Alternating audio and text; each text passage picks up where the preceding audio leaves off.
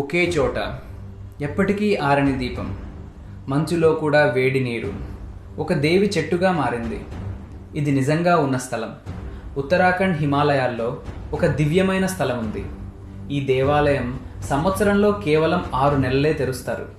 ఇక్కడ విష్ణుమూర్తి గాఢ ధ్యానం చేశారు. ఆయనను కాపాడేందుకు లక్ష్మీదేవి బద్రి చెట్టుగా మారింది. అందుకే ఈ ప్రదేశాన్ని బద్రీనాథ్ అంటారు. కాలక్రమంలో ఈ దేవాలయం కనిపించకుండా పోయింది. తర్వాత ఆదిశంకరాచార్యులు అలకనందా నదిలో విగ్రహాన్ని కనుగొన్నారు. మళ్ళీ నిర్మించి చార్ధామ్లో ఒకటిగా చేశారు. కానీ అసలు ఆశ్చర్యం ఇక్కడే మొదలవుతుంది. దేవాలయం మూసిన 6 నెలలు కూడా ఈ దీపం ఎప్పటికీ ఆరదు. చుట్టూ మంచు ఉన్నా ఈ నీరు ఎప్పుడూ వేడిగానే ఉంటాయి.